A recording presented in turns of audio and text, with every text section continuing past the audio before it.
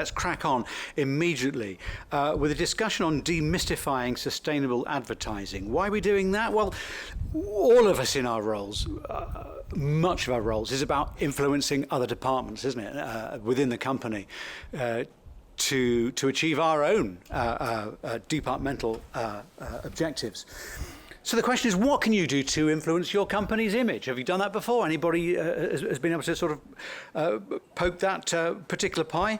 Or what can you do to help increase sales using your public image, using advertising? The answer is that there is stuff you can do, and there is stuff you can influence. I don't have a clue, but happily we have two fantastic experts on stage. Lisa Boyles, head of go-to-market and media at giffgaff, the phone network people. Tim Pritchard, exec director for responsible media at MG OMD, the advertising people. So here you are, brought together on stage. Demystifying sustainable advertising. I'll be quiet and leave it to you to explain what that is and how people can get involved. Thank you. Thank you very much. So, yeah, there's a lot of things we could dive into, but what we're probably going to focus more on is being sustainable behind the scenes with the advertising as opposed to the messages you put out, although we do touch on that at some points as well. So I'm just going to hand to Tim to introduce yourself as well. Absolutely. Yeah. So I'm Tim Pritchard. I lead responsible media at media agency MG OMD. They're part of the Omnicom Group, which is a huge global network. In the UK, I'm responsible for ensuring that clients' investment matches their own company ethos. So working to ensure that every pound they spend through the supply chain represents the ethical values and the principles behind their company. I've worked very closely with Lisa at giffgaff to drive forward what that means in the supply chain and push our partners, in this case media partners, to do better in this space. And we think we've got some good learnings to share around how to manage supply chain, how to get your principles straight, and how to work collaboratively. So, yes. Thank you. Well, it's quite nice to actually being interviewer and an interviewee at the same time, but it's a bit weird. But let's get into it. So why are two marketers here on stage at Sustainability Live? Why are we here? What are we talking about? Very good question. To start with, it's a sizable industry. So the media spend in the UK of advertisers is around £42.6 billion. That's no small amount of money, and it contributes double that to the gross value of the UK economy. And a very large proportion of brands have a significant net zero target that they've committed to, but we're seeing that a small number, but a growing number, are trying to align their marketing and their media and their advertising with their company commitments to net zero. So we think it's really important for advertising to be here in this room, to share what we've learned, to learn from other industries. We also have a very complex supply chain in our industry.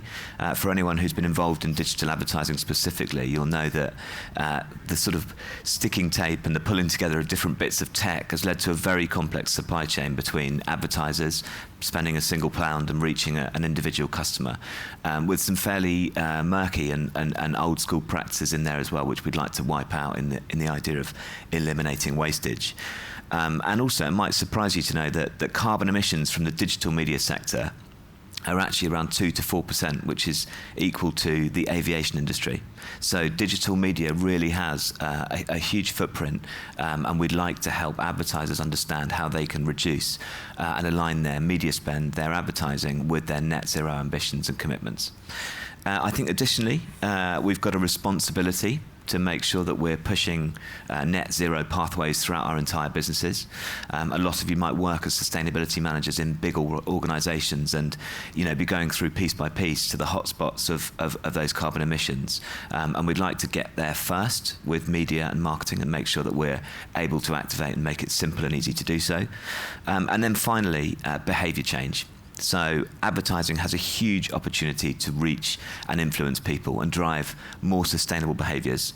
And the Climate Change Committee state that behaviour change, the behaviour change required to reach net zero as a country will be driven by advertising. 60% of required emissions reductions will come through behaviour change. So that's a significant proportion, and advertising really is the engine room for those decisions being made and those behaviours being formed and those patterns being kind of made. So that's the macro picture. Let's take it to giffgaff for a moment. I wonder if you could talk us through a little bit about how those things are happening, those kind of industry pictures are happening within giffgaff, and what giffgaff's doing about it. Yes, if I set the scene, we were founded about 16 years ago to really challenge the mobile industry to be a lot more transparent and fair. And we were very much rooted in mutual good. And that's continued over the last 16 years. So 3 years ago, we became a B Corp, and we've just submitted our resubmission. So we always wanted to keep trying to push new ways of being what we call up to good. It's like our internal ESG strategy, as it were. And responsible marketing felt like an obvious win there. Not just, the messages we put out, which, could be greenwashing, or they could be greenhushing, or they could be just nailing it. But to your point, there's the only way we're going to hit our net zero target is if we're also looking at the impact that we're having over here in marketing and not just in our procurement supply chain. So that's very much where, when we changed media agencies to MG OMD about 3-ish years ago, we were like, okay, we're going to embed that from day one, and we'll touch more on that later, but it really got embedded in every single one of our annual media responses, every single media plan that gets put out, the partners that go on that plan. So it's very much embedded in everything we do. So great to hear about the giffgaff story. Obviously, giffgaff's not unique in being a B Corp. There are many of them out there, but perhaps one of the more sizable ones, and perhaps with one of the largest media spends and marketing spends.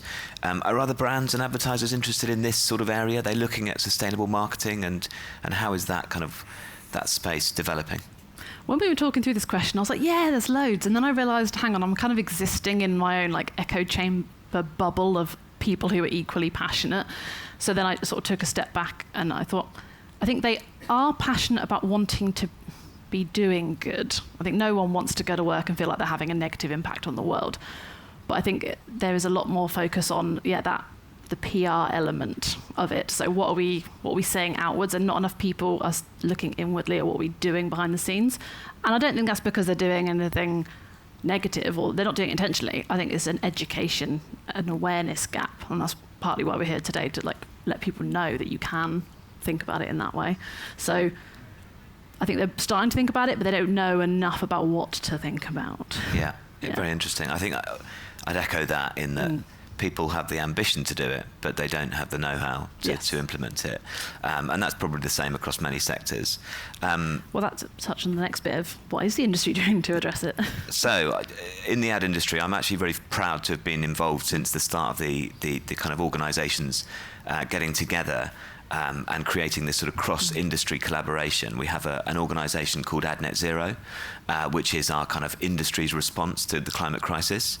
And it brings together those from all sides of the equation. So advertisers, agencies, media businesses, ad tech companies, and it gets them all to deliver transparent progress to their net zero targets. And that's the kind of core kind of foundation stone. But it also has 5 different actions around operations, production, media, events, and then finally behaviour change. And it organises and shares best practice across the industry. And it's really a space for us of sort of pre-competitive collaboration. Traditionally, advertising's been quite fairly set up to compete. And this is a space where we've managed to get people to sort of lay down their weapons, as it were, and come together and say, this is something that benefits us all. Let's make sure we have standardization, processes, practices that we can share and do so universally across the industry. So that's kind of the mainstay of the industry's kind of change. I think one thing I've found from talking to other professionals in different sectors for sustainability is that we're all on this measurement journey as well. So the biggest sort of mainstay of the collaboration has been the establishment of a single agreed metric for measuring the emissions with Tell media. them the acronym. It's called the Global Media Sustainability Framework. It wouldn't be sustainability without a 4-letter acronym. So GMSF. And it basically took the problem that as soon as we realised that we needed to account for some emissions, everyone went off in their own different directions, built their own carbon calculators, all to different methodologies, all with different data sources. And primarily it was a lot of work to try and piece together what the single source of truth was. So the idea between this is getting everybody together, going across all the different media channels, from TV through to online through to cinema, and bringing everyone together around an agreed standardized methodology. And what that's meant is that we're able to set targets. I mentioned aligning with company net zero goals in advertising and media. This is really what it's all about. It's about finding those sort of truthful pathways and driving towards them. Excellent. So I guess if we step back a little bit further and touch more on our partnership, because I think it's hard to go ahead and do the sustainable advertising if you don't have the right partners there backing you up. So media agency, it's actually quite interesting to do this where we have to simplify the advertising speak and not the sustainability speak when we go to marketing events. It's quite nice to flip it on its head. So when we first started working with MG, for example, we actually worked with procurement to bake sustainability into all of the pitches that we wanted to see, which I know is the norm for things like supply chain, etc. And I think it was quite a rarity for something in the marketing world. And then not only was it done in the pitch, and we're like, great, you've ticked a box, it's done. It's actually in our media agency's annual pitch commitments, which informs their bonus every single year. So I think holding you to account like I'm holding you hostage, but we're helping to hold you to account, but you're also very excited by it, and you're also challenging us back a bit, being like, oh, well, that business decision and that brief you've given us will actually drive more emissions in your media plan this year. Are you comfortable with that? What can we do about it? So, yeah, there's a real good synergy going on between the media agency and the brand, which, yeah. Yeah, I was going to ask, actually, but with that, you spoke at a procurement conference earlier in the year with the sort of head of procurement who was key to baking those in. Yes. How's that relationship worked out, sort of advertiser side, brand side? Well, Tony's a legend. I'm just going to start there. Make friends with your procurement team. But having them in the room actually is always helpful. So he's not just there when we re-sign the contract every 2 years.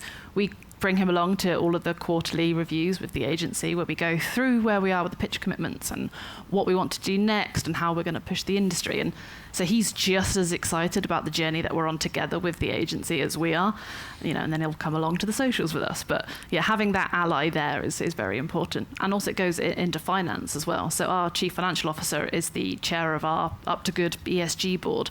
So he gets it when we want to, push sustainability, and it might come at no cost. Actually, there's a misperception that sustainability equals negative in terms of profit, which is just not true. But he's very much an ally in doing the right thing, which is excellent. So partnerships are very key. And taking that partnership through past the contract into sort of some of the behaviours. What's unlocked opportunity with the teams working together, agency, media partners, other parties in the mix? What's been key there? Well, through working so close together, and we're quite vocal in the industry, we're finding actually a lot of media partners proactively come to us. So we've been quite fortunate to do 2 case study campaigns this year with media owners, so TikTok and Global, who come to us directly and say, we want to work with you on this because we know that you have the values here. So those campaigns are all about forming case study examples that other advertisers can look at to know how to start, and it's all about demonstrating sustainable behaviours. So in those campaigns, we were talking about our refurbished phone offering, as well as trade-in, because we want that circular economy of phones. And there's another one coming actually next month with an out-of-home provider. So the fact that we go to all of these sessions direct with our media partners, and not always via media agency, sometimes it is one-to-one, and say, what's your path to net zero? What are you doing about it? This is in the press and it's a load of SH1T, I'm not sure if I'm allowed to swear. What are you going to do to fix that? They know that we take it seriously, it pushes them to do better, but then it also means that they want to come to us to work together to make it better as well. So clearly collaboration is key across all partners. Yes. How do you kind of push the innovation side of things? I guess putting your money where your mouth is, as it were, as an advertiser is one way, but how do you hold the kind of media partners to account? They just don't get featured on the plan if they don't take it seriously. So we have this thing called a responsible reach matrix, where we look very pragmatically at what they can deliver for us commercially, so based on values, but also what they are doing behind the scenes with their own ESG strategy. So what is their their business value versus values, and they will only appear on the plan if they have a good balance across both. And if they're leaning too far on just being an effective media partner, but they're damaging the environment, or they're being truly terrible people, they just don't appear on plan. Or if they do, it's at a reduced rate, and we tell them quite openly, we're not going to spend more with you until you do better in X, Y, Z areas. And we go on that journey with them. We don't just shy away and say, we're going to boycott you. There's some that we might just definitely not on plan, and we won't call them out here. But we find it's almost counterproductive to just say, no, we're going to boycott you. It's like, no, actually, we're going to work with you to make you do this better. It's a bit of carrot and stick.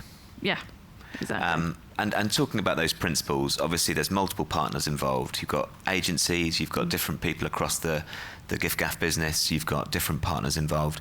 How do you bring everything together? How do you give everybody a really clear and codified view of what you stand for as a brand? What's the journey you've been on there? Well, we've done a little something called Responsible Marketing Manifesto, and we're already on 2.0, and we're only like 2 years in. But basically, we hold ourselves to account. So that little document, it's an open source, and we'll have a link to it. It basically goes through all of the tactics that go behind our media planning that can be replicable by anyone, but also what we hold ourselves to account on. So we're not doing it all perfectly, and that goes just beyond sustainability as well. That's also like inclusion and representation and online safety, etc. So we open source that, we share that out with everyone, and we invite our partners in to work on that with us as well. I feel like I need to throw you a question. far away. Are there any good lessons that we can learn from advertising and take into like other areas? Yes, absolutely. I think I've touched on collaboration already and that kind of supply chain carrot and stick, and ideally having more carrot and less stick. But I think also advertising has the opportunity to kind of show different ways of doing things. Advertising has always been a creative way of problem solving at its heart, and innovation is key. And I'd like to illustrate that by sort of talking about something that we've done together collaboratively across giffgaff and ourselves at MG OMD, which is media in service of nature, also known as the Up to Good Fund.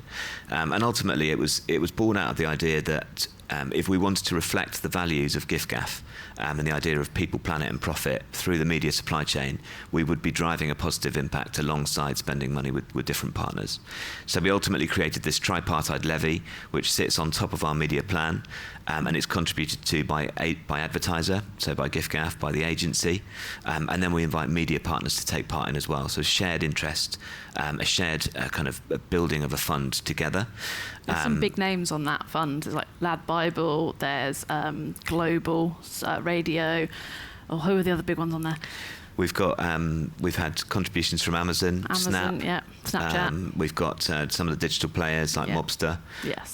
So yeah, some significant contributions, and we ask each of those media partners to contribute between 0.1 and 4%. We've had some going way above that, and ultimately this joint fund is transparently put into a nature recovery fund.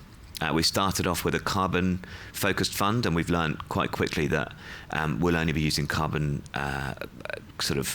reductions and carbon avoidance much later on down in our net zero journey.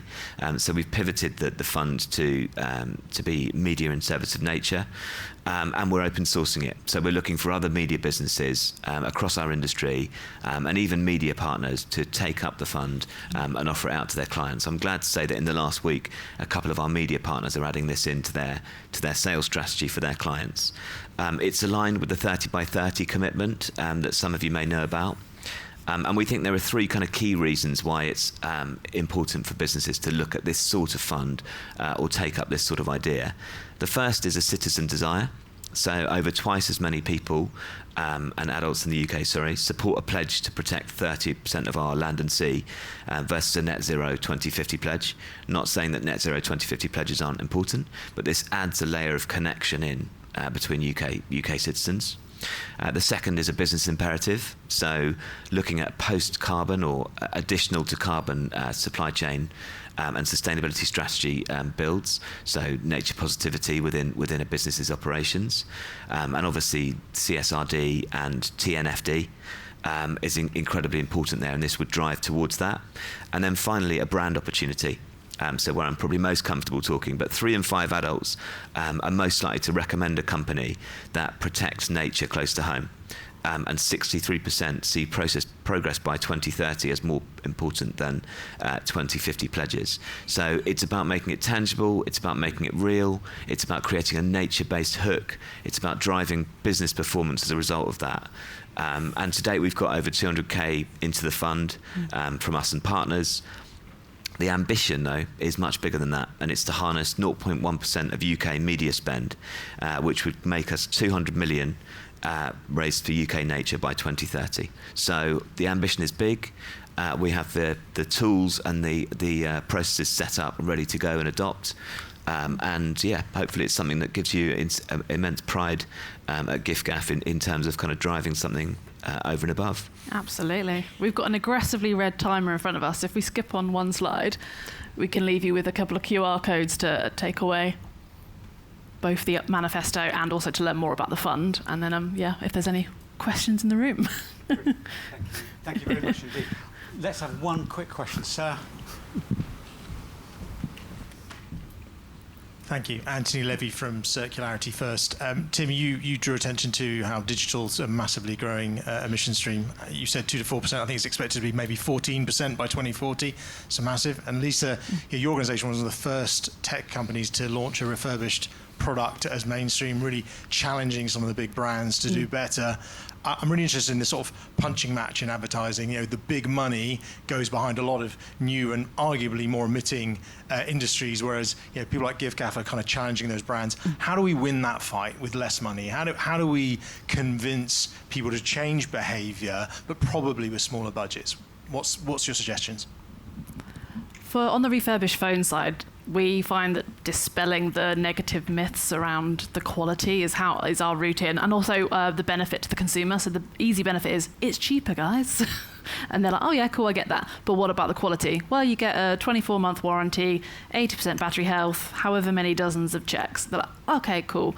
But sometimes we have to get them in through the door to the site through advertising a new phone, but then our website does not hide the refurbished. It's very top of mind, and that's when they actually convert on the refurb. So sometimes you have to trick people into it, and then once they've done refurbished once, they're a lot more open to it going forward. And I guess to build on that, from the supply chain part, digital is only going to grow with AI implementation, and we all know how power hungry that is as a kind of an adaptation to the industry.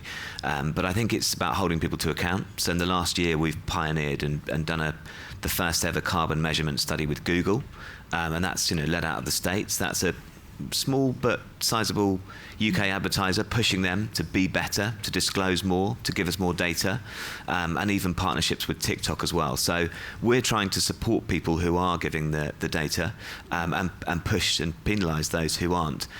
So ultimately we get the data we need, and we're able to make those decisions and make those supply chain optimisations. I am kind of hopeful.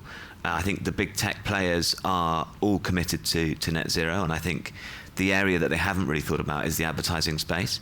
They've got big data warehouses to think about, and you can understand why that's more of their focus. But if they're hearing it from advertisers, and people are taking the example of what giffgaff are doing and adapting it and applying it to their business, then we can have a bit of a domino effect across the industry. And certainly within our own agency, we're seeing people saying, I'm really glad giffgaff have pioneered. You've given us the template. We can adopt that. We can apply pressure to those partners at scale. So, yeah, that's our hope. Thank you for the question, sir. Tim, Lisa, thank you both very much indeed. Ladies and gentlemen, our panel for now. Thank you.